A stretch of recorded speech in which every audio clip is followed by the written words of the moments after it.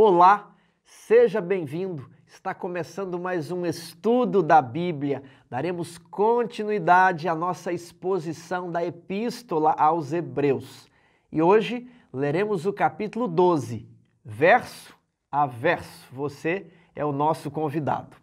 Vamos recapitular o que vimos nos estudos anteriores. Hebreus possui 13 capítulos e os primeiros 4 capítulos formam um bloco onde Jesus Cristo é apresentado. Quem é? Quem é ele? Ele é filho de Deus, ele é filho do homem, né? Quem é Jesus? Depois há um segundo bloco que é a teologia propriamente dita de Hebreus. Existe a comparação do sacerdócio de Melquisedeque com o sacerdócio de Arão. Jesus é da ordem de Melquisedeque. Comparação entre a primeira e a segunda aliança. Jesus é o mediador da segunda. Comparação entre o santuário da primeira e o santuário da segunda aliança. Jesus oficia no santuário da segunda. Bem, se Jesus está relacionado a Melquisedeque, a segunda aliança e a santuário celestial, então tudo que está relacionado com Arão, primeira aliança e santuário terrestre deve ser removido. Cristo estabeleceu um novo sistema, é o capítulo 10, por meio do qual somos aperfeiçoados. Então esse segundo bloco é justamente demonstrando a transição entre a dispensação da era judaica e a dispensação da era cristã. Algumas coisas são continuadas, outras coisas são descontinuadas. E o coração do livro são os capítulos 8 e 9 de Hebreus. Ao passo que o primeiro bloco vai falar quem é Jesus, esse segundo bloco vai se deter onde ele está e o que ele está fazendo. E entre o primeiro e o segundo bloco existe um puxão de orelhas, né? Ele até começa a introduzir o assunto do segundo bloco no capítulo 5, só que aí ele fala, vocês não vão entender, não estão estudando, vocês precisam progredir no conhecimento e na ética cristã.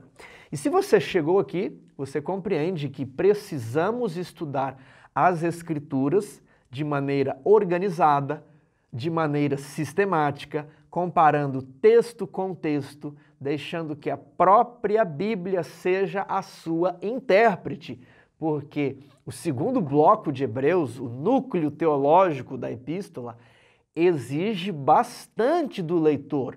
Ele vai exigir bastante arcabouço, contexto, ele vai exigir que você conheça bem o Antigo Testamento para compreender o que ele está resumindo, o que ele está trabalhando. Você precisa compreender as ideias de fundo para entender como é que o autor de Hebreus monta essas ideias. Depois ele parte para as últimas palavras, o apelo, as considerações finais. Então no capítulo 11, algumas pessoas venceram, não se desanime, né? Os crentes estavam perseguidos, mas deveriam persistir. Mas alguém já conseguiu? Sim, muitas pessoas já conseguiram. Eu vou fazer uma lista aqui dos heróis da fé, aqueles que eram pecadores como vocês, mas pela fé eles conseguiram completar a carreira. E chegamos ao capítulo que iremos estudar hoje, exortação para que avancemos, como os heróis da fé avançaram, com perseverança no caminho da santidade. Então, com base na lista dos heróis da fé apresentados no capítulo 11, tendo como alvo aqueles exemplos, tendo como histórias de motivação e de superação, agora ele vai dizer para nós, leitores, vocês também precisam avançar. Vamos entrar no texto? Hebreus capítulo 12, verso 1. Portanto, também nós, visto que temos a rodear-nos tão grande nuvem de testemunhas, desembaraçando-nos de todo o peso e do pecado que tenazmente nos assedia, corramos com perseverança a carreira que nos está proposta. Primeiramente, eu chamo a atenção para o trecho grifado em verde, tão grande nuvem de testemunhas. Quem são essas testemunhas? Os heróis da fé listados no capítulo 11. Depois eu chamo a atenção para a metáfora utilizada nesse verso. Ele utiliza a metáfora da corrida. Os gregos gostavam muito de atletismo. E aqui ele vai comparar a vida cristã a uma corrida. E você tem a figura da grande nuvem de testemunhas. Nós podemos mesclar essas ideias de duas formas. Ou você está terminando a maratona, né? Você está terminando a corrida, e essas corridas elas terminam, né, com os corredores entrando dentro do estádio e dando aquela última volta dentro do estádio até completar a quantidade de metros, de quilômetros exigidos. Então, os espectadores daquele estádio, as pessoas que estão na arquibancada, são os que já venceram. Eles são os antigos corredores, eles são heróis do passado, eles são aqueles que já receberam a sua coroa em outras corridas. Então, aquela grande nuvem de testemunhas ali, quando nós olhamos para a arquibancada de um estádio, temos a impressão que é uma nuvem de pessoas, muitos pontinhos apenas às cabeças. Então, nesse estádio espiritual, na arquibancada, estariam assentados os heróis da fé que já trilharam a mesma corrida que nós. E eles nos observam entrando ali no estádio correndo. Outra metáfora possível seria a corrida de revezamento, onde o bastão é passado de um corredor para o outro. Então, cada corredor no revezamento 4x4, ele tem uma distância que ele deve percorrer e a partir dali ele tem um local onde ele entrega o bastão para outro corredor que corre mais uma distância e que vai passando o bastão para frente. Todas duas comparações são possíveis. Eu, particularmente, gosto mais dos heróis da fé sentados na arquibancada do estádio. Nós, como corredores do presente, entramos naquele estádio já cansados, com vontade de desistir, né, atordoados, com muitos sofrimentos.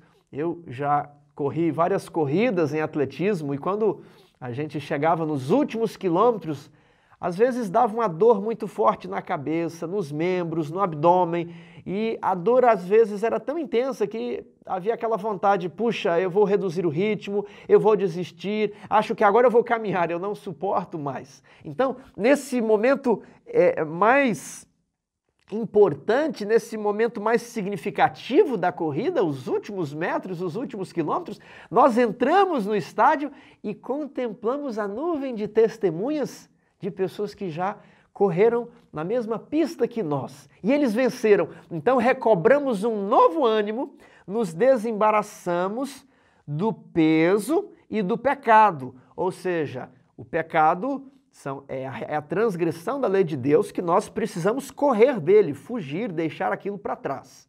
E agora existem outras coisas que não são pecado, como o peso, mas que nós precisamos abandonar, apesar de não ser pecado, porque esses pesos vão nos atrapalhar ao longo da vida.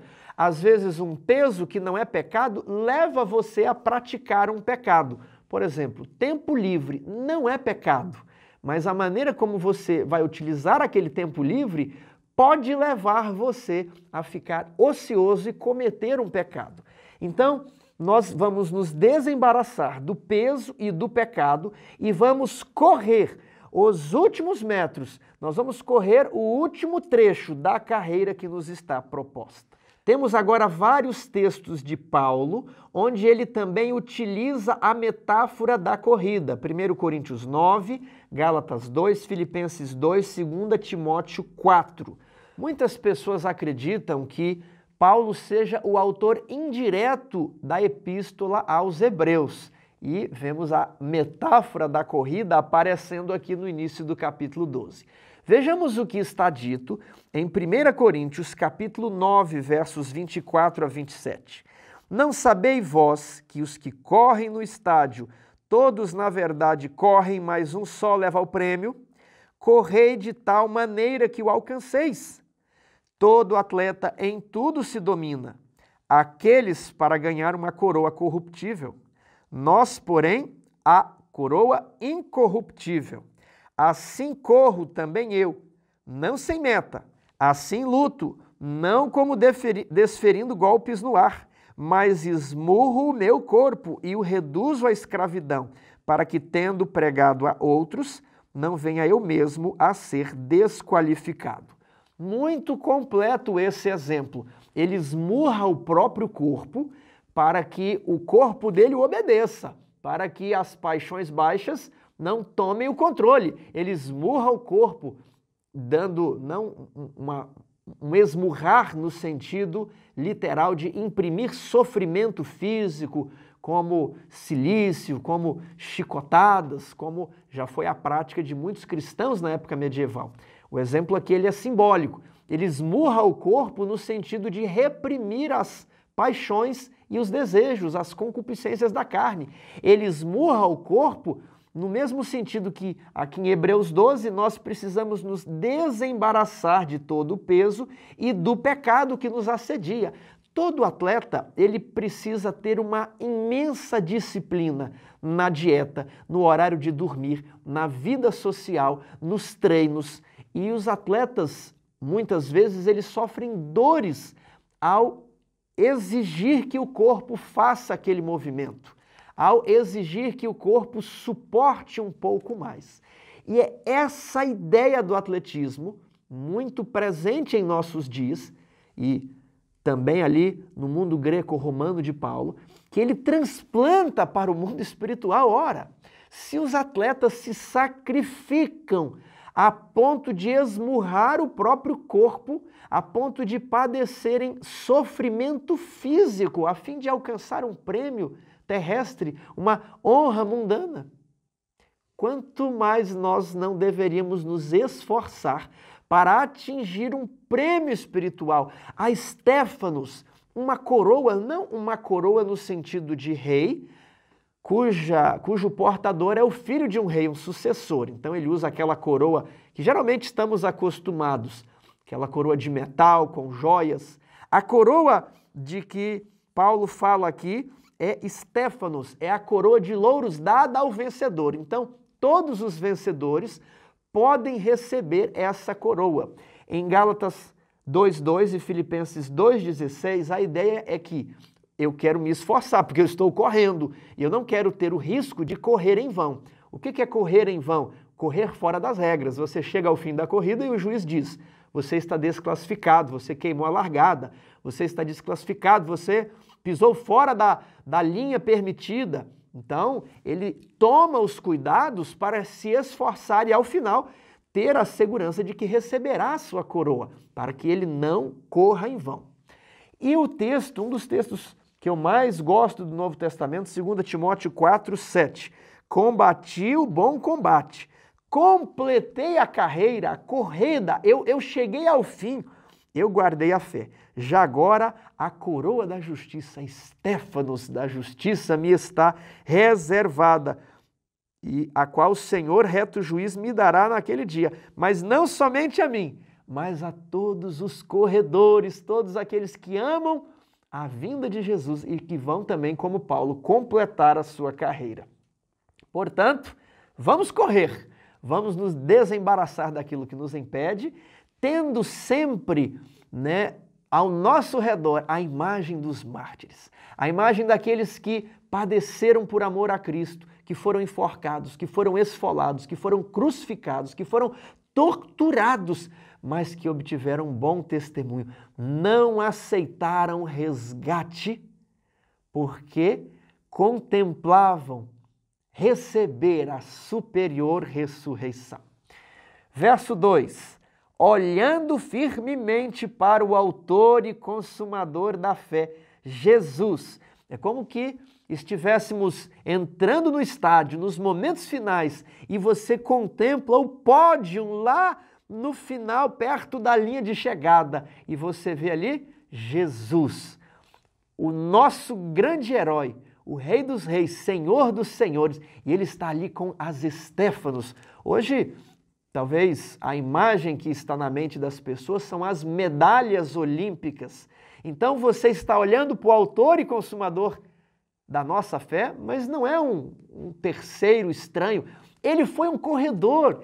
Ele, no capítulo 2 de Hebreus, ele é da semente de Abraão. Ele, diz a Bíblia, é da raiz de Davi. ele encarnou na humanidade, ele se fez menor que os anjos, ele já correu e ele venceu. E ele está ali para premiar os ganhadores.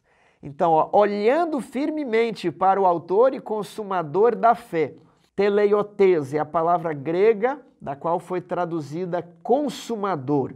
Você talvez pode se lembrar de teleios, perfeito, perfeição, maduro, completo, íntegro. Então, ele é o aperfeiçoador da fé dos santos, Jesus. Ele produz a fé em você e ele vai trabalhar em você até que essa fé seja aperfeiçoada, para que você também tenha o nome na galeria dos heróis da fé. Ele implanta a fé e ele vai ser o seu treinador, até que você esteja aperfeiçoado, apto, pronto para disputar, para entrar na pista de corrida e vencer, guardando todos os mandamentos, guardando toda a aliança e vencer os principados e potestades e vencer as forças do mal, a besta, aquilo que está descrito ali no Apocalipse e receber então a Estéfanos, né? O autor e consumador da fé, Jesus, o qual, em troca da alegria que lhe estava proposta, suportou a cruz, não fazendo caso da ignomínia, e está assentado à destra do trono de Deus. Já trabalhamos bastante essa ideia. Assentado à destra do trono de Deus, temos aqui também o princípio da substituição. Em troca da alegria que lhe estava proposta, ele vive a nossa vida, para que nós que não tínhamos direito, pudéssemos receber a vida a que Cristo tinha direito. Muitas vezes os que ouvem o Evangelho se perguntam, puxa, mas a minha vida agora é só abnegação, sofrimento, né? Eu tenho o direito de ser feliz, eu quero curtir a minha vida. E Jesus não teve o direito de ser feliz em troca da alegria que lhe estava proposta. Ele abdicou de tudo para viver como nós vivemos, para correr onde nós corremos, para vencer, dando-nos o exemplo, para se tornar o nosso treinador, que nos diz, eu sei, eu já andei por aí, é assim, faça assim, siga-me, siga meu exemplo. Então nós também teremos incômodos, sofrimento, perseguições, mas lembremos-nos de Jesus, lembremos-nos da nuvem de testemunhas. 3. Considerai, pois, atentamente aquele que suportou tamanha oposição dos pecadores contra si mesmo, para que não vos fatigueis, desmaiando em vossa alma. Muitas vezes na vida você vai achar que é loucura a vida cristã. E racionalizando, nós vamos pensar, não, isso aqui não dá para mim, eu vou desmaiar de dor, de pavor. Mas Jesus sofreu muito mais que nós. E quando nós pensamos no sofrimento de Jesus, quando nós lemos a vida e história dos mártires, nós nos envergonhamos. Nós antes queríamos desmaiar de pavor, mas agora percebemos que a nossa prova é menor. Os outros sofreram mais do que nós. Então, o segredo para quando estamos tristes, abatidos, deprimidos na nossa vida cristã, o segredo para não desanimar, para prosseguir, para avançar, para seguir em frente, é contemplar os mártires, é contemplar os sofrimentos de Cristo. Não, ele conseguiu, então eu posso conseguir, eu vou continuar. 4. Ora, na vossa luta contra o pecado, ainda não tendes resistido até o sangue. Abel resistiu até o sangue, Estevão resistiu até o sangue, Paulo resistiu até o sangue. Praticamente todos os apóstolos, com exceção de João, eles foram mártires. Lucas foi mártir. Os amigos citados por Paulo no Novo Testamento, nas cartas paulinas, no mínimo, eles foram torturados. João Marcos. Então, tudo que nós ouvimos falar de cristianismo primitivo, eles pagaram a sua profissão de fé com o próprio sangue, né? Para poder pregar, testemunhar, evangelizar, o custo foi a morte, derramaram sangue. Mas nós estamos num terreno mais vantajoso, mais cômodo. Nós não precisamos derramar o nosso sangue para pregar o evangelho. Temos muita liberdade. Então ele diz, olha, se as pessoas foram firmes, mesmo quando eles estavam cortando o pescoço delas e o sangue escorrendo, vocês ainda não tiveram que ser provados com a vida, com o martírio, com a tortura, com o sangue. Isso aqui nos deixa constrangidos. Por que nós negamos a Jesus se estamos em condições tão mais favoráveis que a igreja primitiva? E quando estivermos na mesma situação dos apóstolos, sob forte perseguição religiosa, se não estamos conseguindo resistir agora em terra de paz, como faremos quando vier a enchente do Jordão? Estou evocando um texto de Jeremias. Se te cansas correndo com homens a pé, como você vai competir com homens que andam a cavalo? Então, o atleta em tudo se domina, ele tem que esmurrar o corpo, ele tem que resistir agora, porque se ele não resistir agora, a prova final dele às vezes será competir correndo com homens que correm a cavalo. E ele não vai poder perder, ele vai ter que vencer. Mas se ele não está conseguindo agora uma caminhadinha curta, como ele fará no dia da corrida intensa? Na vossa luta contra o pecado, ainda não tendes resistido até o sangue. 5. Estais esquecidos da exortação que, como filhos, discorre convosco. Qual é a advertência? Filho meu, não menosprezes a correção que vem do Senhor, nem desmaies quando por eles és provado. Verso 6. Porque o Senhor corrige a quem ama e açoita a todo filho a quem recebe. Isso é extraído de Provérbios, capítulo 3, versos 11 a 12, e Jó, capítulo 5, verso 17. Vejamos também Apocalipse 3, verso 19. Eu repreendo e disciplino a quantos amo. Sê, pois, zeloso e arrepende-te. Então, quando Deus permite que o cristão passe por alguma dificuldade, quando ele prova um de seus filhos, é como um treinador que aplica uma forte disciplina, um forte treinamento sobre o atleta.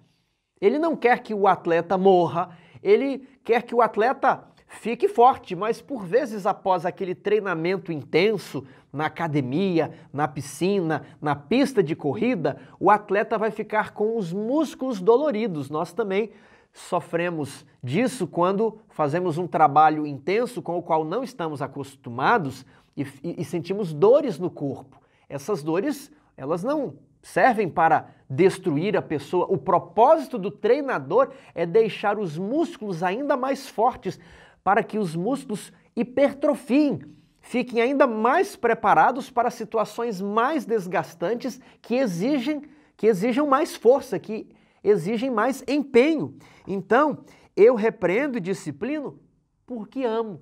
Ele é o treinador, ele deseja que você complete a carreira, que você termine a corrida e receba a Stéfanos, a coroa.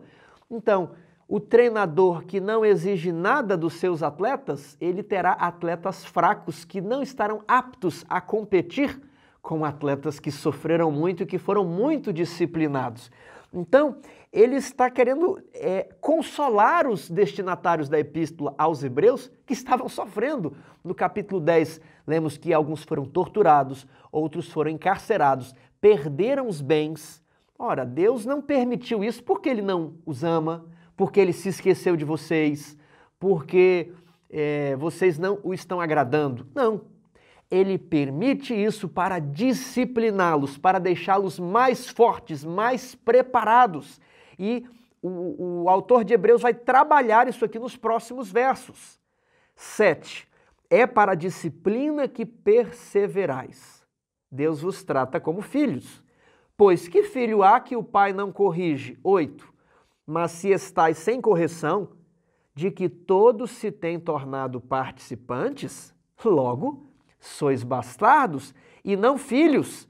Além disso, tínhamos os nossos pais segundo a carne que nos corrigiam e os respeitávamos. Não havemos de estar em muito maior submissão ao Pai espiritual e então viveremos?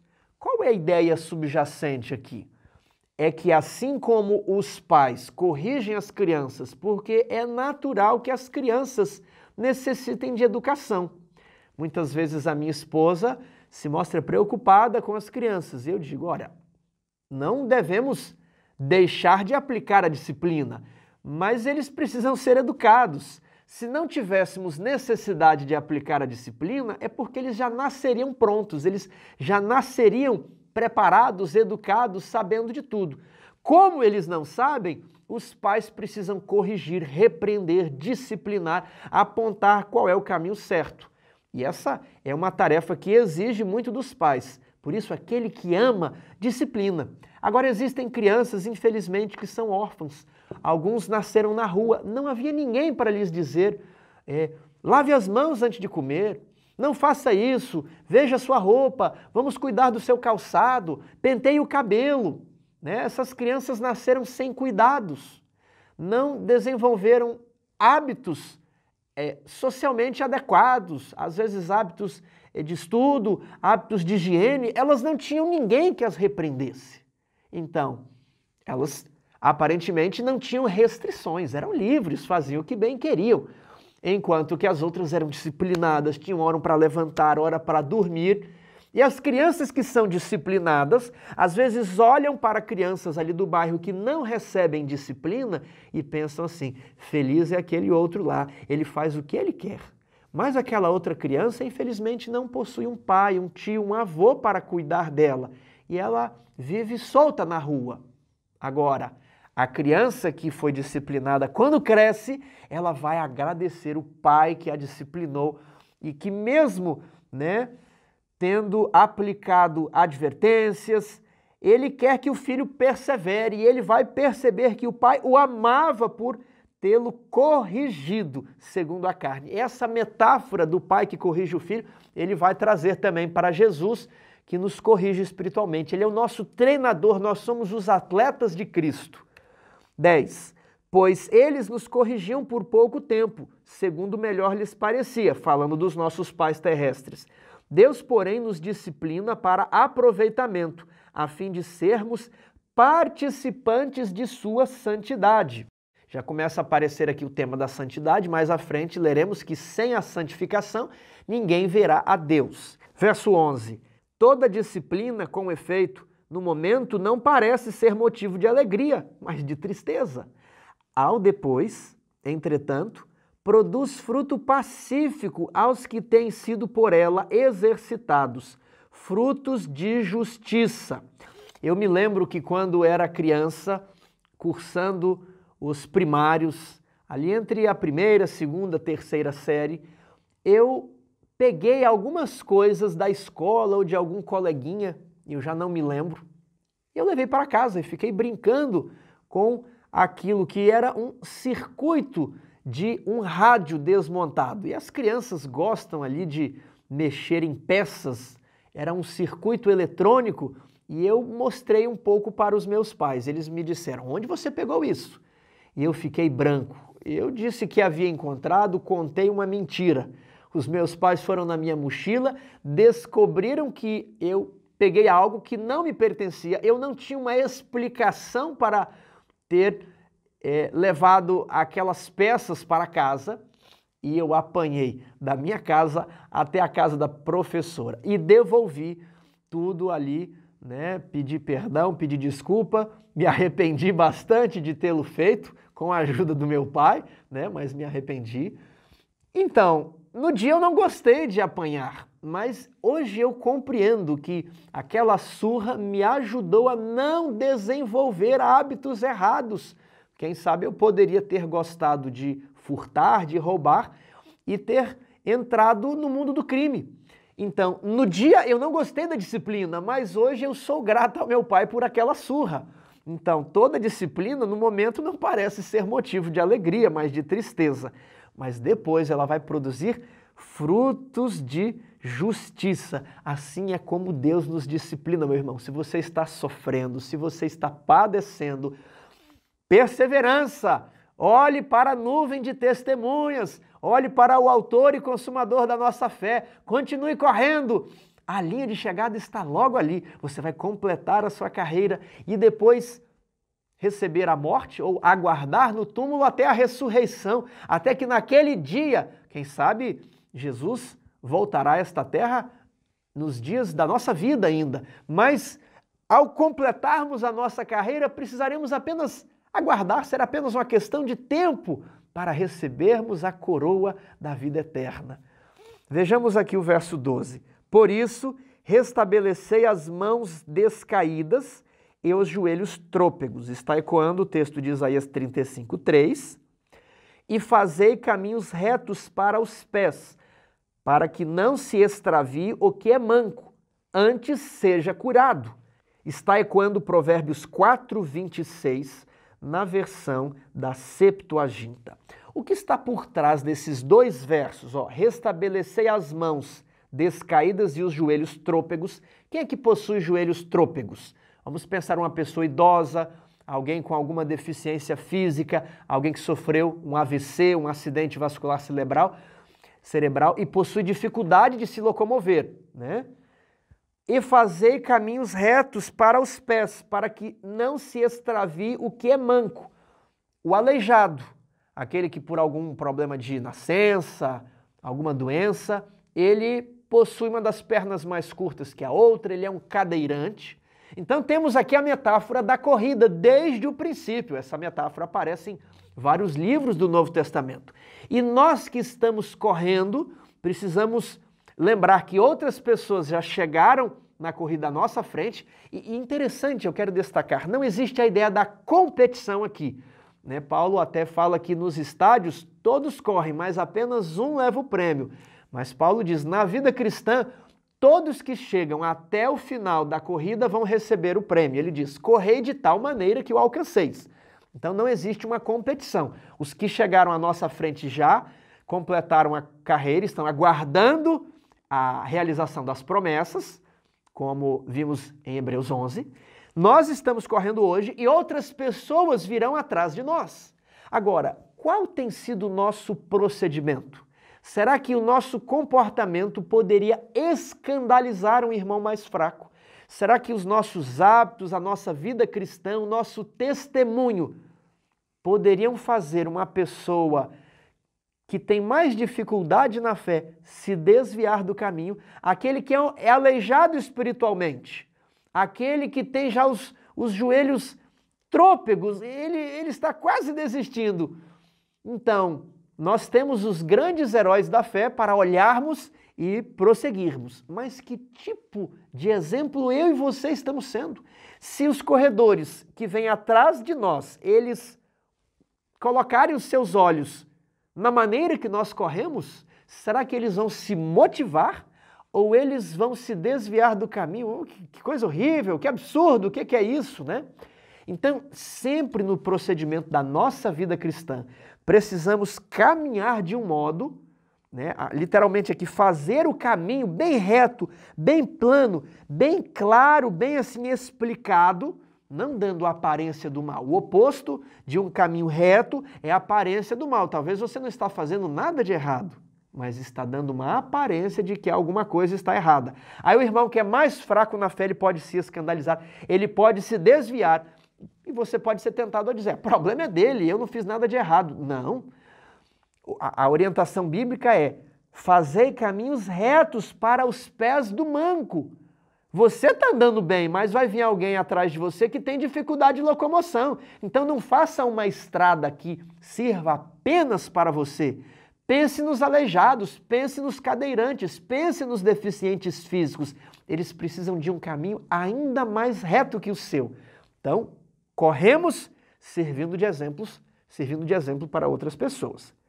Verso 14. Segui a paz com todos. Está lá em Romanos 2,18, o mesmo conselho. E também é para seguirmos a santificação, sem a qual ninguém verá o Senhor. Temos o texto de 1 Tessalonicenses 4, 1 a 8. Eu vou destacar os primeiros versos. Finalmente, irmãos, nós vos rogamos e exortamos no Senhor Jesus que, como de nós recebestes quanto à maneira por que deveis viver e agradar a Deus, e efetivamente estáis fazendo, continueis progredindo cada vez mais. Então nós recebemos dos apóstolos e nós vamos continuar dando exemplo para os que vêm atrás de nós e que vão receber o nosso exemplo. 2. Porque estáis inteirados de quantas instruções vos demos da parte do Senhor Jesus, pois esta é a vontade de Deus, a vossa santificação. E ele passa a dissertar sobre a santificação. No verso 6, ele diz que porque o Senhor é o vingador, o que vai aparecer também no final do capítulo 12 de Hebreus.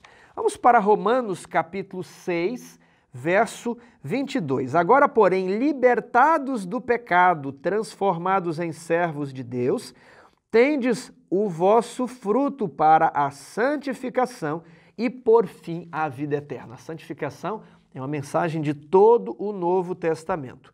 Em 2 Tessalonicenses, capítulo 2, verso 13, temos: devemos sempre dar graças a Deus por vós, irmãos amados, pelo Senhor. Por isso que Deus nos escolheu desde o princípio para a salvação pela santificação do Espírito da fé e da verdade, o que ecoa Hebreus 5, verso 9. Salvação eterna a todos os que obedecem, ou seja, salvação aos que são santificados. Sempre lembrando que recebemos a salvação num primeiro momento, sem que houvéssemos praticado nada, é inteiramente um dom de Deus que produz a fé em nós, que perdoa os nossos pecados, mas agora ele espera que nós produzamos o fruto da justiça. E depois ele vai avaliar isso, né, no juízo, e por fim vai ou confirmar a nossa salvação, aí vai ser a salvação eterna para os que obedecem, mas essa salvação é no segundo momento, né?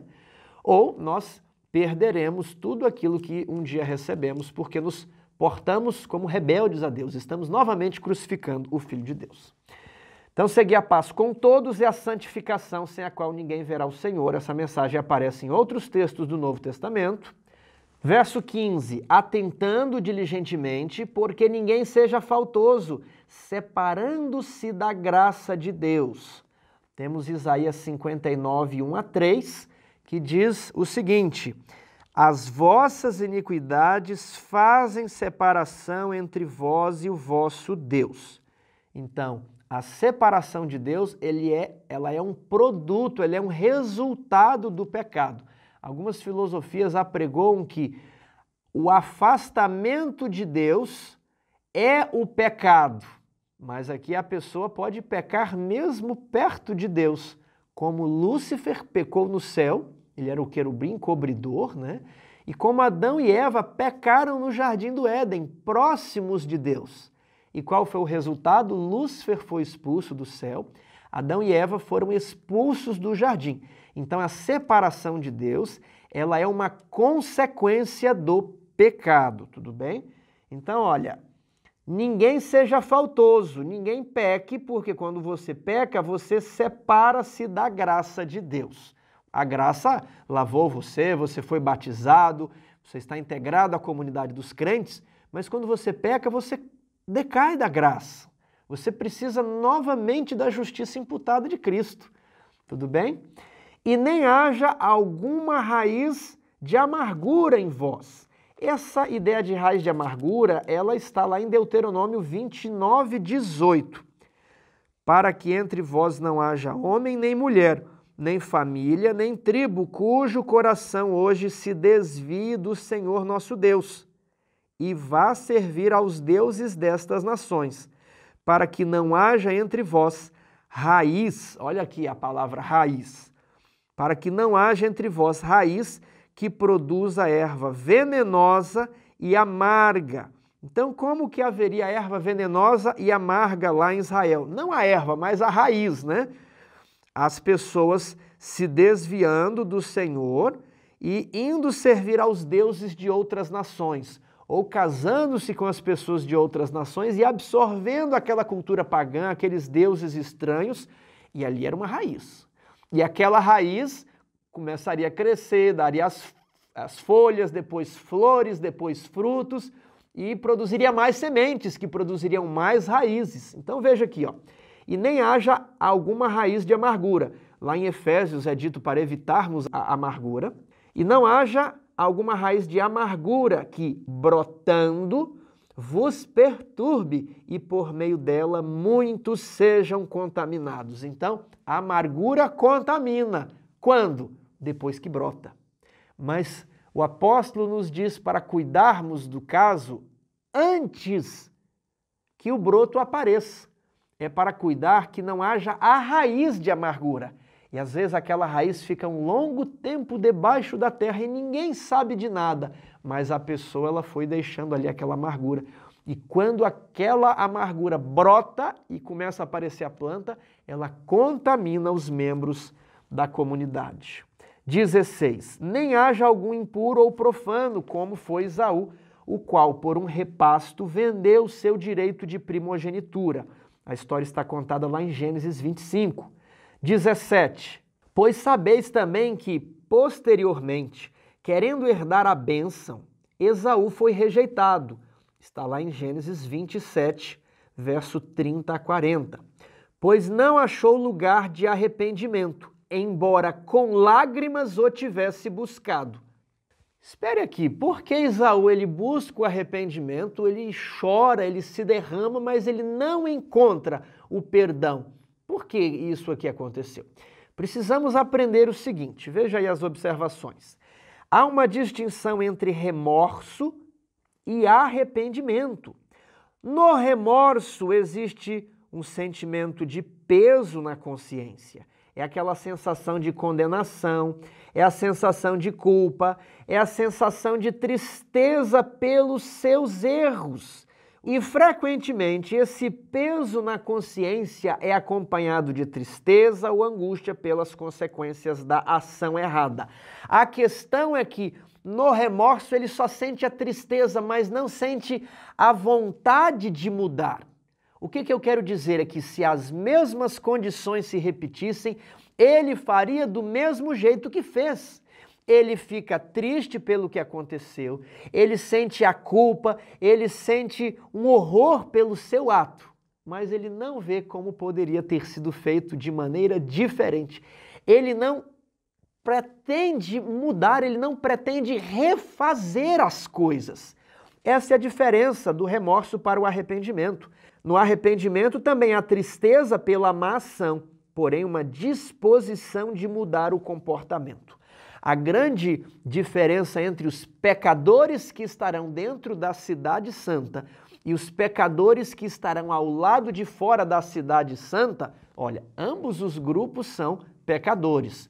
E a graça se manifestou salvadora a todos os homens, mas uns se arrependeram, receberam a salvação, o perdão, se santificaram, permitiram que o Espírito Santo mudasse o seu interior, permitiram que a lei fosse escrita na sua mente e no seu coração, e foram reintegrados a Deus, estão dentro da cidade santa. Os que estarão ao lado de fora, eles estarão tristes pela sua situação, eles estarão pesarosos, eles sentirão uma enorme culpa por estarem ali, mas eles não mais sentem vontade de mudar, eles veem o seu estado desolador, mas eles não veem como eles poderiam fazer diferente. Se lhes fosse dada outra oportunidade, eles não fariam de outra maneira, eles repetiriam aquela ação. É incapaz, como lemos em Hebreus, é impossível de renová-los para o arrependimento. Está lá no capítulo 6. Vamos dar uma olhada? Porque a terra que absorve a chuva que frequentemente cai sobre ela e produz erva útil, ela recebe a bênção da parte de Deus. Mas se produz espinhos, está perto de ser destruída, queimada. Verso 6. Aqueles que caíram, sim, é impossível outra vez renová-los para arrependimento. Esaú não se permitiu ser renovado. Sentia a tristeza, sentia a culpa, mas era o remorso. Essa é a diferença do remorso para o arrependimento. Você quer fazer outra vez? Quer fazer diferente? Quero. Então é o verdadeiro arrependimento. Olha, eu fiz, mas não tinha como fazer diferente, né? Era isso mesmo. E toda vez que isso acontecer, eu terei de fazer assim, apenas o remorso. Verso 18. Ora, não tendes chegado ao fogo palpável e ardente, e à escuridão, e às trevas, e à tempestade? O que é que está sendo introduzido agora? A ideia da antiga aliança. Ele vai fazer uma comparação entre a antiga aliança e a nova. Então ele vai começar aqui no verso 18. Não tendes chegado ao Monte Sinai, porque lá no Monte Sinai havia um fogo palpável e ardente, escuridão, trevas, tempestade. Ele vai fazer o contraste com o verso 22. Mas tendes chegado ao Monte Sião. Então ele está comparando o Monte Sinai com o Monte Sião. Essa comparação ela aparece lá em Gálatas capítulo 2, versos 24, se não me engano. Estas mulheres são duas alianças. Uma, na verdade, é Agar. Agar é o Monte Sinai, que gera para a escravidão, né? Mas Sara é comparada à nova aliança, a Jerusalém. Não estamos órfãos, né? A Jerusalém lá de cima. Então veja que ele compara ali Jerusalém e o Monte Sinai em Gálatas, capítulo 4, verso 22 a 24, se eu não me engano. Então, não tendes chegado ao fogo palpável e ardente, e à escuridão, e às trevas, e à tempestade, e ao clangor da trombeta, e ao som de palavras tais, que quantos o ouviram suplicaram que não se lhes falasse mais. Quando foi isso? Lá em Êxodo 19, versos 16 a 22, Êxodo 20, 18 a 21, e Deuteronômio 5, 22 a 27. Verso 20, pois já não suportavam o que lhes era ordenado, até um animal se tocar o monte será apedrejado. Êxodo 19, 12 e 13, aqui é uma citação literal do Antigo Testamento. Verso 21, na verdade, de tal modo era horrível o espetáculo que Moisés disse, sinto-me aterrado e trêmulo, Deuteronômio 9, 19. Então ele está descrevendo o dia em que a lei foi promulgada sobre o Monte Sinai. Ali de cima daquela montanha eles ouviram a voz de Deus falando, não terás outros deuses diante de mim, não farás para ti imagens de escultura, não dirás o nome do Senhor teu Deus em vão, lembra-te do dia de sábado para o santificar. E em meio a raios, trovões, aquela nuvem negra, as pessoas ficaram apavoradas, o monte tremia e ninguém podia encostar no monte. Ah, mas as pessoas são conscientes, né? E os animais? Nem um animal. Um animal, se ele encostasse no monte, podia ser um animal, um bicho que não tem consciência. Ele seria, como diz aqui, apedrejado. Na verdade, de tal modo, era horrível o espetáculo que Moisés sentiu-se aterrado e trêmulo. Quem foi o mediador da aliança do Sinai? Moisés. Então, olha que interessante. Perceba agora que ele vai mudar, ele vai se deslocar para Jerusalém e vai falar do Monte Sião. Verso 22. Mas tendes chegado ao Monte Sião. O que é o Monte Sião? O Monte Sião é onde está a cidadela de Davi. Ali em Jerusalém nós temos o Monte Sião, temos o Monte Moriá, temos o Monte das Oliveiras, mas a cidadela de Davi, ela está um pouco abaixo do Monte do Templo, que é o Monte Moriá. E aquela cidadela de Davi, nós já vimos ao comentar Hebreus capítulo 7, chamava-se Salém, né? E depois, por causa do episódio de Abraão, ali no Monte Moriá, ela passou a ser chamada Jerusalém, né? Jerusalém. E lá em Salém havia um rei que era sacerdote. Qual é o nome desse rei? Melquisedeque. Veja como o texto do verso 22 vai fazer uma conexão com o que já vimos em Hebreus capítulo 7, 21, porque este Melquisedeque, rei de Salém, Salém é o mesmo lugar de Sião, a cidade do rei Davi. Olhe a implicação teológica que temos aqui. Vocês não estão chegando ao Monte Sinai, vocês estão chegando a Sião. Quem era o rei sacerdote de Sião? Melquisedeque. Depois temos Davi, do qual descende Cristo, o nosso grande sumo sacerdote. Então, tendes chegado a Sião, a cidade do Deus vivo, a Jerusalém celestial. E agora ele, ao mencionar Sião, ele já faz o paralelo com o Monte Sião celestial, com a Jerusalém celestial. Lembrando que quem morreu em Jerusalém foi Jesus. Ele morre fora dos muros da cidade. E ao ele morrer, é estabelecida a nova aliança. Mas lá no Sinai, a antiga aliança foi estabelecida pelo sangue de um animal. Agora, até mesmo se um animal tocasse o monte, ele seria apedrejado, demonstrando que o sangue dos animais, né, não tem todo esse valor. Ele era apenas simbólico, era um ritual simbólico.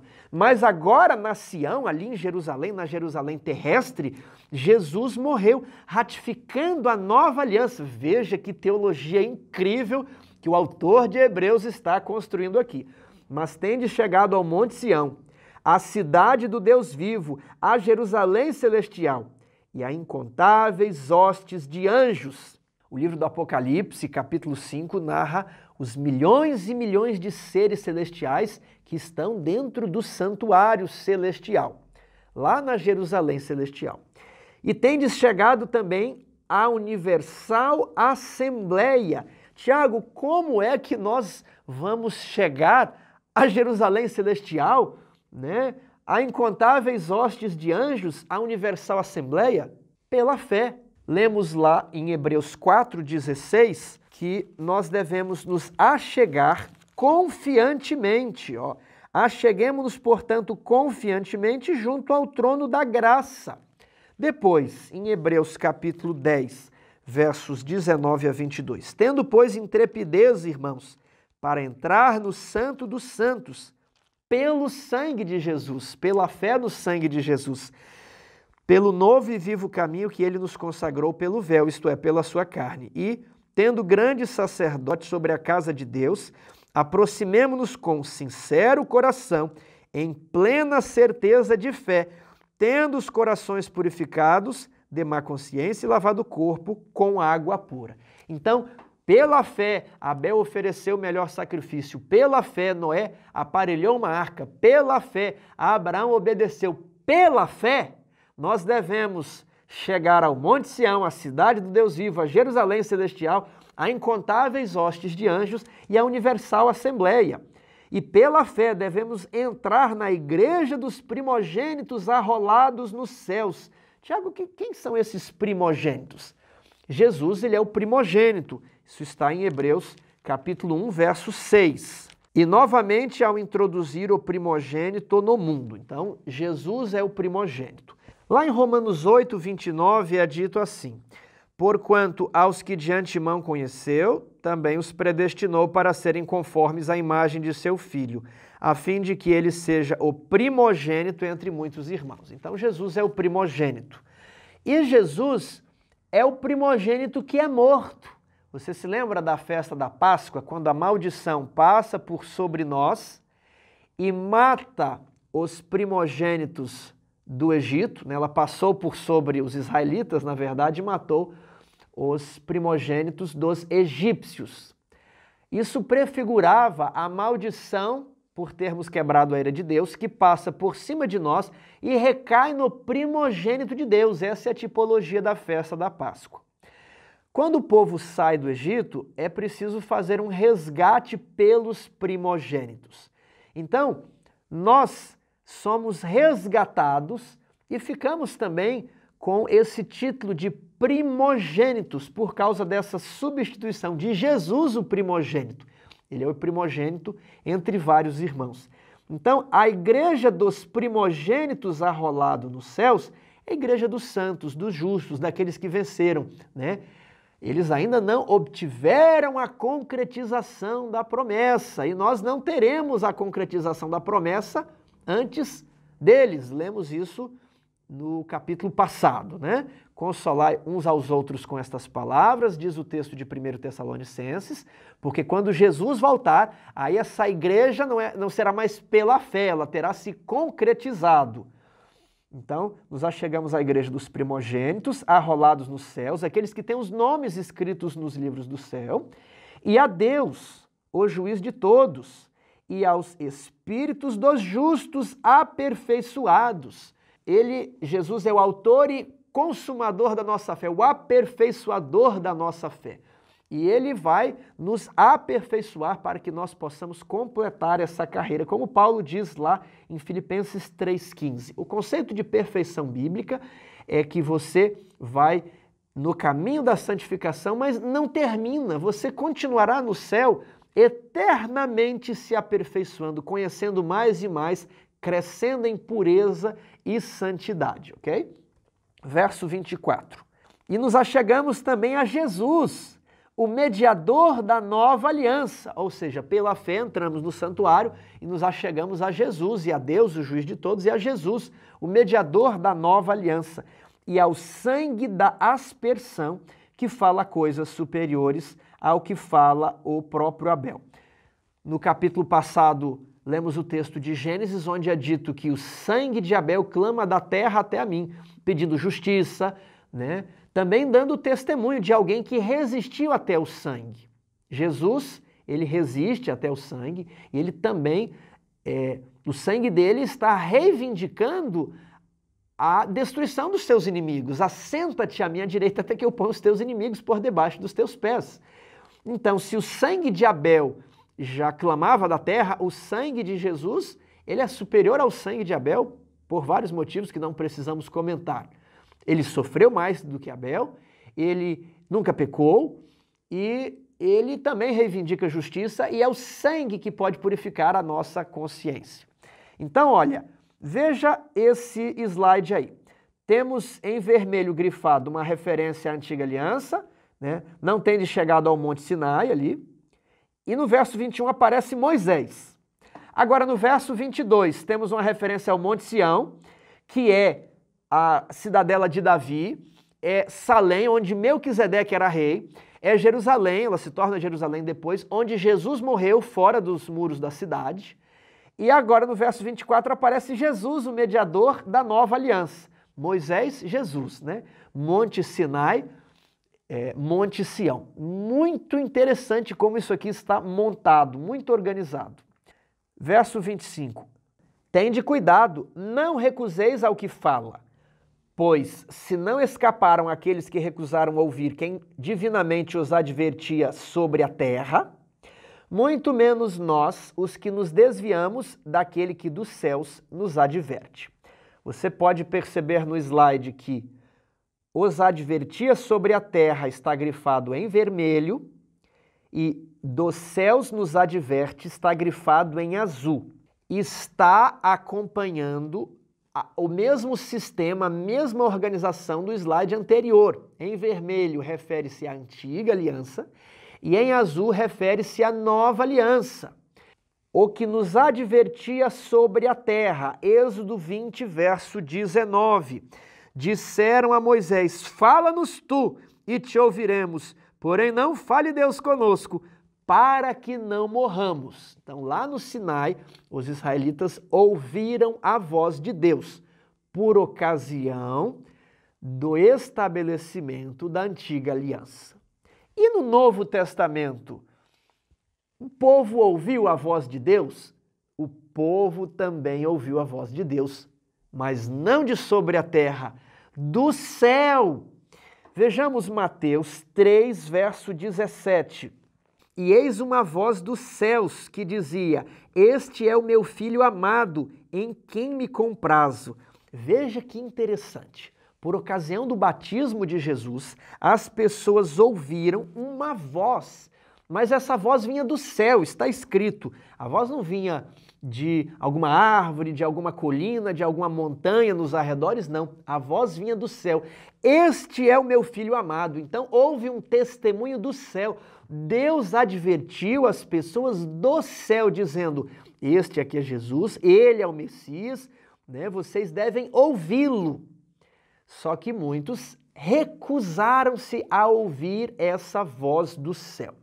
É interessante que isso aqui acontece por ocasião do batismo de Jesus, porque ele vai iniciar a sua missão.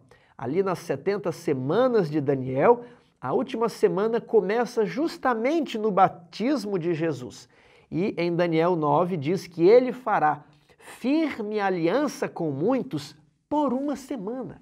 Então, no começo da última das semanas ali de Daniel, capítulo 9, das 70 semanas, onde estava profetizado o início do estabelecimento da nova aliança, da ratificação da nova aliança. Nós temos um curso aqui sobre as alianças, caso você queira ver, basta procurar Teologia das Alianças. Então, ali no início do ministério de Jesus, também da última das semanas preditas em Daniel capítulo 9, onde o Messias deveria fazer firme uma aliança com muitos por uma semana, é ouvida uma voz do céu. E lá no Monte Sinai, quando foi estabelecida a antiga aliança com o povo de Israel, é ouvida uma voz, mas não do céu, de sobre a terra. Veja como o autor de Hebreus está trabalhando essa questão da voz. Então, se era muito sério recusar a voz que falava sobre a terra, o que será de nós se recusarmos a ouvir a voz que nos fala do céu? Então, essa ideia é repetida em Marcos 1,11, da voz que é dita do céu, e lá em Apocalipse 14, versos 6 a 13, nós temos um trecho conhecido como as 3 mensagens angélicas. E viu-se um anjo voando pelos céus, trazendo um evangelho eterno para pregar a toda a tribo, nação, língua, os que habitam sobre a terra. E esse evangelho eterno, o anjo dizia em grande voz: temei a Deus e dai-lhe glória, pois é chegada a hora do seu juízo. Então o anjo estava no céu e ele em grande voz dizia: temei a Deus e dai-lhe glória, pois é chegada a hora do seu juízo. Existe a segunda mensagem, caiu a grande Babilônia, ali não temos uma menção à grande voz. Mas na terceira mensagem angélica diz assim: seguiu-se a este um outro, dizendo em grande voz, em potente voz. Então, se nós recusarmos a ouvir a voz do céu, o que será que acontecerá conosco? Porque se a voz que falava da terra era séria a coisa, né? A voz que fala do céu, ela é mais séria ainda. Muitas pessoas pensam que a antiga aliança que era difícil, a antiga aliança tinha desafios, ali a coisa era séria, né? Se as pessoas adulterarem, olha, naquela época morria, ainda bem que estamos na época da graça, agora não tem a pena de morte, agora é paz e amor. Jesus é o profeta do amor, Moisés era o profeta da lei. Claro que Jesus, ele traz o amor, isso é verdade, ele traz o perdão, a regeneração, mas ele também traz a justiça. Então, o que diz aqui no verso 5 é: tende cuidado, não alimente a ideia de que agora ficou mais fácil. Jesus, no Sermão do Monte, deixou isso bem claro. Imitando Moisés, que subiu ao monte e recebe de Deus as palavras de Deus e as oferece ao povo, Jesus também subiu ao monte e, como se assentasse, passou a ensiná-los dizendo a doutrina do seu Pai, né? Ouviste o que foi dito aos antigos: não adulterarás. Isso está lá em Mateus capítulo 5. Não adulterarás. Os antigos interpretavam ali, não era para cometer conjunção carnal. O que o texto, que a letra está dizendo é isso. Eu, porém, vos digo, se você olhar para uma mulher com intenção impura, você já pecou no seu coração. Ouviste o que foi dito aos antigos: amarás o teu próximo e odiarás o teu inimigo. Eu, porém, vos digo, vocês não vão chamar de tolo, porque quem chamar de tolo o seu próximo receberá o fogo do inferno. Antes, vocês podiam jurar, agora sim, sim, não, não. Então, Jesus, ele vai demonstrando que a interpretação espiritual da lei, ela é mais ampla do que a letra da lei a qual se agarravam os escribas e fariseus. Então, se a antiga aliança ofereceu justo castigo, ela era a voz que falava da terra. Na nova aliança, as exigências elas foram elevadas, o padrão exigido por Deus foi elevado. A nova aliança possui superiores promessas, mas a nova aliança possui superiores desafios. Então, ele é o nosso treinador. E você se lembra daquela prova de atletismo onde as pessoas precisam vir correndo e pular sobre uma vara, e cada vez que o atleta consegue passar sem encostar por aquela vara, ela é elevada, elevada, elevada. Então é isso que aconteceu. A antiga aliança era dura, mas as pessoas estavam ali mais apegadas à letra. Agora, a nova aliança ela é infinita, ela é escrita na mente, ela é escrita no coração. O padrão foi elevado. Então, não fique nesse pensamento, agora estamos na graça, agora está tudo liberado, agora está tranquilo. O problema era se nós tivéssemos vivido lá na época de Israel, da lei de Moisés. Olha, ainda bem que nós temos hoje, não. A nova aliança é mais exigente. A voz que nos adverte do céu, temei a Deus e dá-lhe glória, vai aplicar todos os juízos, vai retribuir a cada um segundo as suas obras.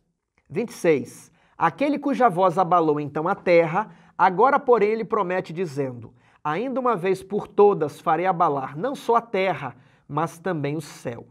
Ele está citando Ageu. Tiago, por que ele está citando um texto lá do Antigo Testamento? Ele quer explicar o texto? Eu defendo que não. Ele está fazendo apenas um uso do fraseado, da poesia de Ageu. Vamos ler o texto então de Ageu, capítulo 2, verso 6. Pois assim diz o Senhor dos Exércitos, ainda uma vez, dentro em pouco, farei abalar o céu, a terra, o mar e a terra seca. Veja que o texto de Ageu é mais longo. O texto citado em Hebreus, ele vai parar no céu, ó. Ainda uma vez por todas, farei abalar não só a terra, mas também o céu. Ele não cita o céu, a terra, o mar e a terra seca. Isso nos diz que ele não quis usar o verso completo, ele está com alguma ideia em mente, e essa ideia, obviamente, se refere aos versos anteriores, porque ele está falando da voz que abala a terra e a voz que abala o céu. E ali no livro de Ageu, ele encontra um trechinho da Escritura falando da voz que vai abalar o céu. E isso se adequa ao discurso que ele está trazendo aqui no final do seu sermão. Agora, será que ele não tem nenhum propósito de usar o texto de Ageu? Diretamente, eu creio que não. Diretamente, ele está pensando no fraseado. Mas, indiretamente, eu creio que as ideias de Ageu vão estar ali no fundo do raciocínio teológico de Hebreus. Você já percebeu que o livro de Hebreus, ele é muito bem montado, ele possui engrenagens, ele possui conexões lindas, né, sublimes. Então, ele vai trabalhar com o texto de Ageu, sim. Vamos voltar aqui, ó. Aquele cuja voz, então, abalou a terra, referência à antiga aliança, Monte Sinai. Agora, porém, ele promete dizendo, e ele vai citar um texto da Bíblia, como que provando o que ele está dizendo, mas ele amputa o finalzinho, porque ele quer o fraseado do verso. 27. Ora, esta palavra, ainda uma vez por todas, significa a remoção dessas coisas abaladas, como tinham sido feitas, para que as coisas que não são abaladas permaneçam. Então, a voz que vai abalar não só a terra, mas também o céu, fará com que o refúgio, fará com que as coisas provisórias, fará com que as coisas que não se sustentam para sempre sejam removidas, para que as coisas inabaláveis, as coisas que não são abaladas, permaneçam. Eu novamente utilizo as cores como recurso gráfico, ó. Remoção dessas coisas abaladas. Está em vermelho claro, faz uma referência ao antigo sistema. As coisas não abaladas está em azul claro, faz referência ao novo sistema que é permanente, a aliança eterna, em contraste com a aliança provisória do Sinai. Vamos investigar os textos aqui. Hebreus 8:13. Quando ele diz nova, torna antiquada a primeira. Ora, aquilo que se torna antiquado e envelhecido está prestes a desaparecer. Isso aqui será abalado, isso aqui foi abalado e será removido. Hebreus 9, verso 10. É isto uma parábola, ou seja, o sistema do santuário é uma parábola para a época presente. Segundo esta, se oferecem assim dons como sacrifícios, embora estes, no tocante à consciência, sejam ineficazes para aperfeiçoar aquele que presta o culto. Então é uma coisa abalável, essa coisa se abala, ela é ineficaz, né? Verso 10, e que não passam de ordenanças da carne, baseadas somente em comida, em bebidas e diversas abluções. impostas até o tempo oportuno de reforma. Ou seja, quando a voz fala do céu, chegou o tempo oportuno de reforma. Vimos ali que a voz fala do céu no batismo de Jesus. E Jesus, ele começa: ouviste o que foi dito aos antigos? Eu, porém, vos digo, é o tempo oportuno da reforma. Temos aqui em Hebreus 10, verso 9. Remove o primeiro e estabelece o segundo. Então, quando a voz fala do céu, este é o meu filho amado, ele é o mediador da nova aliança, nós temos o cumprimento do que acontece em Daniel 9, 27.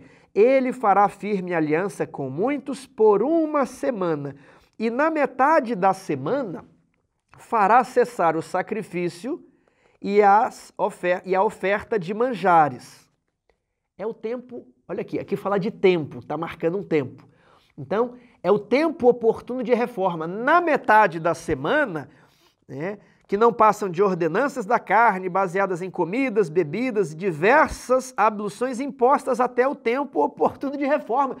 É claro que está se referindo a Daniel 9, 27. Aquele é o tempo oportuno de reforma. Então, quando a voz é ouvida no céu, o antigo sistema começa a ser abalado, porque naquele prazo será implementada a nova aliança. Quando o Messias morre, no meio da semana, os sacrifícios e as ofertas perdem valor. Então, tudo que era prefigurativo ficou abalado quando veio aquilo para o qual os tipos apontavam. Quando veio o antítipo, os tipos ficam abalados e eles precisam ser removidos. O sacerdócio de Arão, a antiga aliança, o tabernáculo terrestre. Agora, existem coisas na antiga aliança que permanecem para sempre. Os 10 mandamentos, porque os 10 mandamentos continuam na nova aliança. Então a lei de Deus, a base do seu governo, ela é eterna, ela permanece para sempre. Então, quando a voz fala do céu, algumas coisas são abaladas e elas são removidas. Mas a lei de Deus, o sacerdócio de Jesus Cristo, lá no santuário celestial, permanece para sempre. Então nós temos aqui Salmos 110, verso 4. O Senhor jurou e não se arrependerá. Tu és sacerdote para sempre, segundo a ordem de Melquisedeque. Hebreus 7, 21 vai falar a mesma coisa, mas com juramento por aquele que lhe disse, o Senhor jurou e não se arrependerá, tu és sacerdote para sempre. Por isso mesmo, Jesus se tem tornado fiador de superior aliança. Verso 22. Perceba como essa ideia está conectada com as alianças, né? Alguns intérpretes entendem que existe apenas uma aliança. Aí você vai se perder no texto aqui de Hebreus 12. Então, olha, a remoção do antigo sistema, lemos os textos de Hebreus 8, 9, 10 e Daniel 9, 27, como tinham sido feitas, para que as coisas que não são abaladas permaneçam. Ali o sacerdócio de Cristo e todo o sistema que está envolvido na nova aliança, aqui, Hebreus 7, 22. Jesus, o sacerdote segundo a ordem de Melquisedeque, fiador de superior aliança. Então tudo está muito preso, muito amarrado, muito costurado aqui nessa explicação. Agora vamos voltar ao verso 26, ali ao final, nas referências entre colchetes, onde eu escrevi ver também Ageu 2, verso 7, 20 a 22. Vamos ler do verso 6. Pois assim diz o Senhor dos Exércitos, ainda uma vez, dentro em pouco, farei abalar o céu, a terra, o mar e a terra seca. Eu quero agora explicar o texto de Ageu. Verso 7. Farei abalar todas as nações. Então Ageu está se concentrando em abalar o céu, a terra, o mar e a terra seca, como a destruição, a remoção de todos os reinos terrestres, ok? Lá o autor de Hebreus, ele cortou o finalzinho porque ele estava querendo se referir a abalar o antigo sistema, né? E algumas coisas apenas do antigo sistema, as coisas que não eram prefigurativas, elas permanecem. Então, o autor de Hebreus não quis explicar o texto de Ageu, ele pegou o fraseado para utilizar no seu raciocínio da dinâmica entre as duas alianças. Tudo bem? Mas agora eu quero explicar a ideia de fundo, porque ela também estará no contexto de Hebreus. Verso 7. Farei abalar todas as nações e as coisas preciosas de todas as nações virão. E encherei de glória esta casa, diz o Senhor dos Exércitos. A casa era o templo, que é a continuação do santuário, né? O templo terrestre é, na verdade, o sistema terrestre, o santuário terrestre. Em outras versões, como a King James, está escrito assim: farei abalar todas as nações, e o desejado de todas as nações virá e encherá de glória esta casa. Uma referência ao Messias, que viria pessoalmente, encarnado, e encheria de glória o segundo templo. Ou seja, as pessoas que estavam participando da reconstrução do templo, elas estavam tristes, porque elas se lembravam do templo de Salomão, e agora o templo nos dias de Ageu era um templo muito mais simples, não era suntuoso, né? E a profecia está dizendo que um dia o Messias viria, o desejado de todas as nações, tal qual está na tradução da King James, e a presença de Jesus, a presença do Messias, tornaria o segundo templo muito mais glorioso que o primeiro, que o templo de Salomão. Então, essa ideia do Senhor dos Exércitos, da vinda do desejado de todas as nações, olha, o Senhor dos Exércitos, o Senhor da guerra, né? E ele faz guerra contra os reinos deste mundo, abalando os reinos deste mundo. Ela evoca aquela ideia: assenta-te à minha direita, até que eu ponha todos os teus inimigos por debaixo dos teus pés. Vejamos aqui o final do texto de Ageu. Verso 20. Veio a palavra do Senhor segunda vez a Ageu, aos 24 do mês, dizendo: fala a Zorobabel, governador de Judá. Farei abalar o céu e a terra, derrubarei o trono dos reinos e destruirei a força dos reinos das nações. Destruirei o carro e os que andam nele, os cavalos e os seus cavaleiros cairão, um pela espada do outro. Naquele dia, diz o Senhor dos Exércitos. E o texto continua. Então nós temos aqui uma referência à vinda do Messias, ali no versos 6 e 7, mas esta ideia de abalar o céu, a terra, o mar e a terra seca, e aqui no verso 20, também nos dá uma dimensão escatológica da segunda vinda de Cristo, quando todos os impérios terrestres serão abalados. Isso se conecta com a ideia do Salmo 110, assenta-te à minha direita até que eu ponha os teus inimigos por debaixo dos teus pés. Assenta-te à minha direita. Tu és sacerdote para sempre, segundo a ordem de Melquisedeque. Assenta-te à minha direita. Essa ideia, ela é trabalhada também no livro de Daniel, quando os reinos deste mundo serão retirados dos governantes terrestres e dado ao Filho do Homem, e que é o Messias, né, é Jesus Cristo, e depois repassado aos santos do Altíssimo. Vamos acompanhar aqui o verso 28. Por isso, recebendo nós um reino inabalável, então, eu estou querendo mostrar que, apesar de o autor de Hebreus ter usado o fraseado de Ageu 2,6, no verso 26 do capítulo 12 de Hebreus, para explicar a dinâmica entre as duas alianças, onde a voz do céu relacionada à nova aliança abala o sistema antigo da velha aliança, né? Agora parece que ele vai ampliar essa ideia para uma perspectiva escatológica de segunda vinda de Cristo, quando realmente tomaremos posse do reino inabalável. E eu gostaria de ler uma sequência de textos. O primeiro é Hebreus capítulo 1, verso 3, a parte final. Depois de ter feito a purificação dos pecados, assentou-se à direita da majestade nas alturas. E Hebreus capítulo 1, verso 13 diz: assenta-te à minha direita, até que eu ponha os teus inimigos por estrado dos teus pés. Isso não foi dito aos anjos, isso foi dito ao Filho, que é a segunda pessoa da divindade. Agora vamos para o livro de Daniel, capítulo 2, verso 44. Aqui nós temos a visão da estátua representando os reinos terrestres, que é destruída pela pedra. Mas nos dias destes reis, os reis, as nações que são mencionadas ali em Ageu, O Deus do céu suscitará um reino que não será jamais destruído. Este reino não passará a outro povo. Esmiuçará e consumirá todos os reinos, mas ele mesmo subsistirá para sempre. Porque é o rei Melquisedeque. Tu és sacerdote para sempre, segundo a ordem de Melquisedeque. Melquisedeque é rei e sacerdote. Daniel 4,17. Aqui é quando o reino é tirado de Nabucodonosor, para que ele aprendesse a humildade. Ele ficou por 7 anos como um louco, e depois o reino lhe foi restituído. Daniel 4,17 diz assim: esta sentença é por decreto dos vigilantes, e esta ordem por mandado dos santos, a fim de que conheçam os viventes, que o Altíssimo tem domínio sobre o reino dos homens. Farei abalar o céu, a terra, o mar. É uma referência a abalar os reinos, as nações terrestres. A ideia lá de Ageu, ela aparece aqui, né?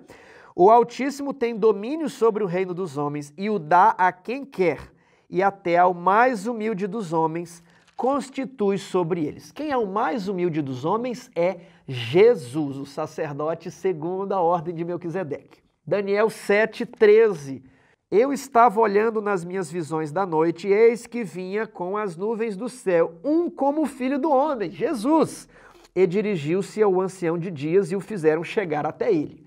E ali tem lugar o juízo, e depois que o nome dos santos são determinados, vem o verso 14. Ele vai deixar de ser sumo sacerdote e ele assumirá agora as suas funções de rei. Ele vai trazer a vingança aos seus inimigos. Assenta-te à minha direita até que eu ponha todos os teus inimigos por debaixo dos teus pés. E aqui ele recebe, o reino. Foi-lhe dado domínio e glória e o reino para que os povos, nações e homens de todas as línguas o servissem. O seu domínio é domínio eterno que não passará e o seu reino jamais será destruído. Agora nós temos o verso 27 do mesmo capítulo.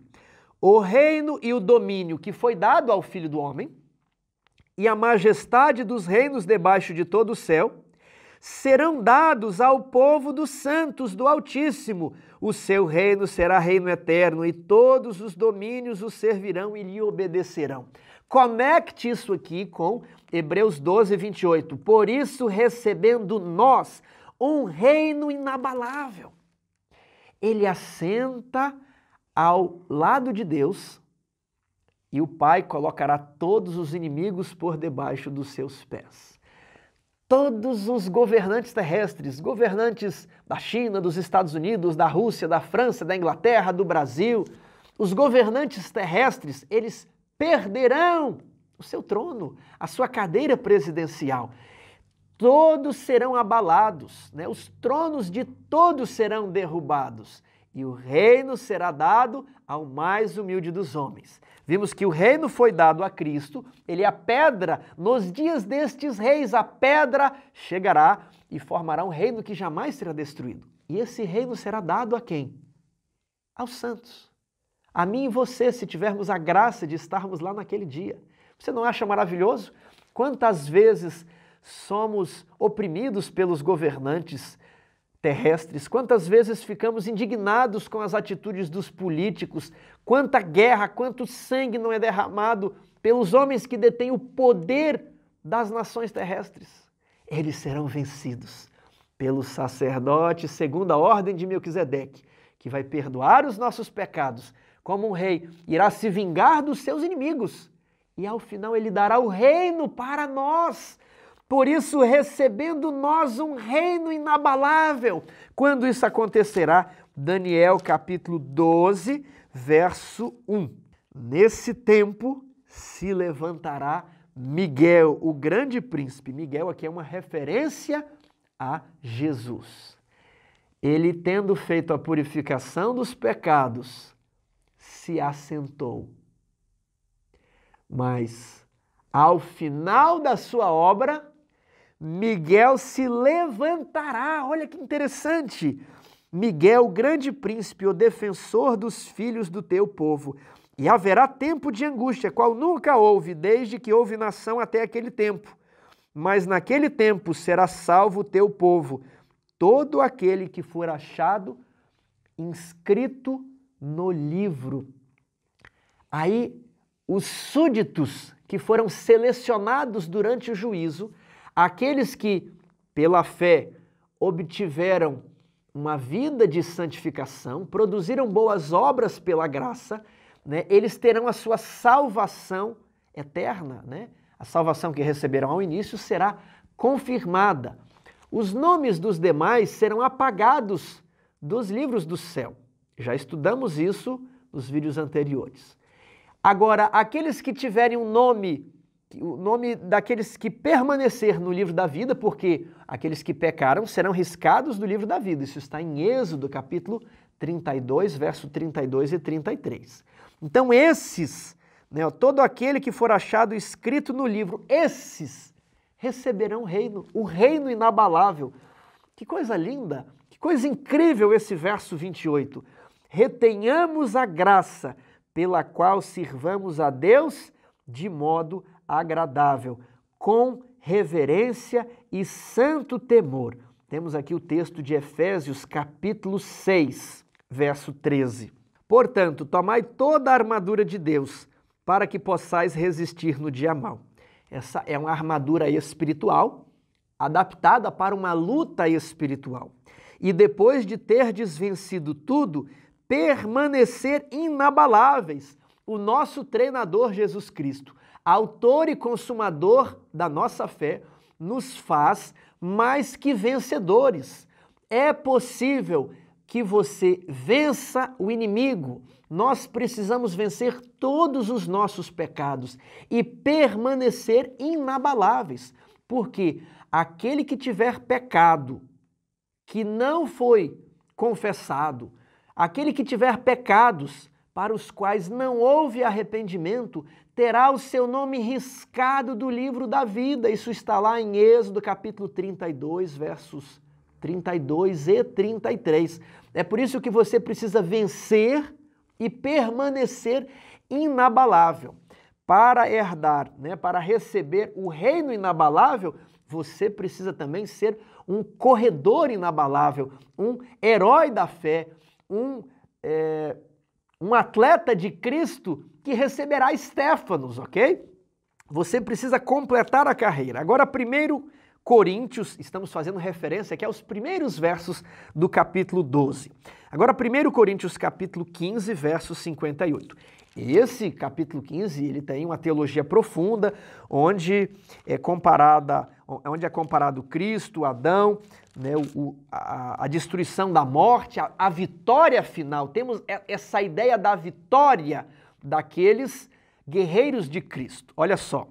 Portanto, meus amados irmãos, sede firmes, inabaláveis e sempre abundantes na obra do Senhor, sabendo que no Senhor o vosso trabalho não é vão, né?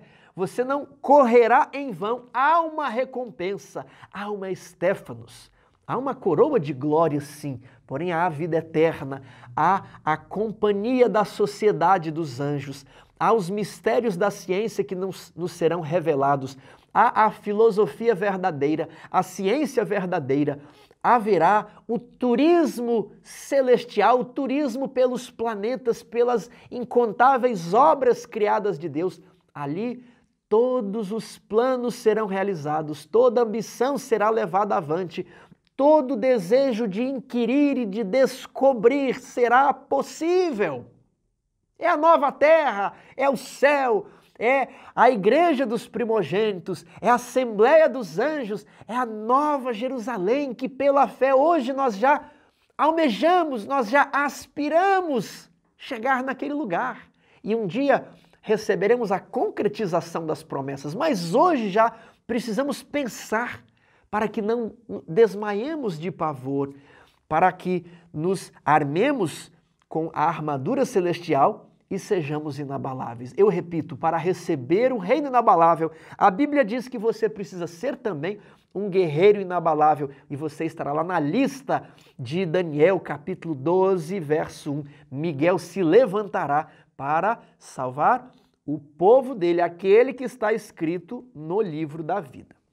porque o nosso Deus é fogo consumidor. Por isso, devemos servir a Deus de modo agradável, com reverência e santo temor. Explicamos já o texto de Efésios e 1 Coríntios, e ele adverte, porque o nosso Deus é fogo consumidor. Onde está essa expressão? Ela aparece ali em Êxodo capítulo 24, verso 17. O aspecto da glória do Senhor era como um fogo consumidor no cimo do monte, aos olhos dos filhos de Israel. Por isso que ele diz que Deus é um fogo consumidor. Em Salmos capítulo 11, verso 6, diz que Deus fará chover sobre os perversos brasas de fogo e enxofre, e vento abrasador será parte do seu cálice. Assenta-te à minha direita até que eu ponha os teus inimigos por debaixo dos teus pés.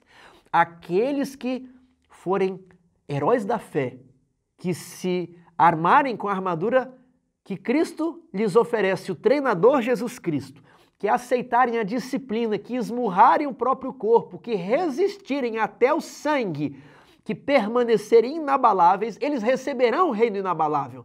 Mas os inimigos receberão chuva de fogo e enxofre. Ali em Mateus capítulo 7, Mateus 13, Mateus 25, nós temos toda árvore que não produz fruto é lançada no fogo. Em Mateus 13 nós temos o fazendeiro que recolhe o cereal no celeiro e o joio é levado para ser queimado. E em Mateus 25 Jesus esclarece que o fogo não foi preparado para os seres humanos. O fogo foi preparado para o diabo e seus anjos. Jesus, o nosso sumo sacerdote, não quer que ninguém se perca, mas alguns não se submetem ao treinamento, alguns não aceitam a disciplina, e esses sofrerão o que está descrito aqui em Apocalipse, capítulo 20, verso 9. Marcharam então pela superfície da terra e sitiaram o acampamento dos santos e a cidade querida. Desceu, porém, fogo do céu e os consumiu. A linguagem do Salmo 11. Verso 10. O diabo, o sedutor deles, foi lançado para dentro do lago do fogo e enxofre, onde também se encontram a besta, o falso profeta. E eu vou logo para o verso 15. Se alguém não foi achado inscrito no livro da vida, esse foi lançado para dentro do lago do fogo. Ele não receberá a recompensa, ele não receberá o reino, ele receberá a punição. O nosso treinador procura nos motivar de várias maneiras. A primeira maneira que ele procura nos motivar aqui é nos mostrar os que já venceram, a nuvem de testemunhas. Capítulo 12 de Hebreus fala que o nosso treinador, o autor e consumador da nossa fé, nos submete à disciplina. E ele também pede para considerarmos a voz que abalou a terra e a voz que fala do céu, que é muito mais séria, é muito mais exigente. Mas a nova aliança possui superiores promessas. E ele procura nos motivar, nos mostrando o reino inabalável, a herança dos santos que nos está prometida. Mas ele também procura dizer, olha, se você não está se motivando com herança, veja que a recompensa dos ímpios é o fogo consumidor. Então ele procura nos motivar com os mais diversos exemplos, quer seja pela recompensa dos bons ou pelo castigo dos ímpios. Esse foi o nosso estudo de Hebreus capítulo 12. Eu aguardo você para o nosso último estudo, Hebreus capítulo 13. No nosso próximo vídeo, comentaremos os versos do último capítulo da Epístola aos Hebreus. E eu aguardo você para o nosso encerramento. Que o Eterno o abençoe.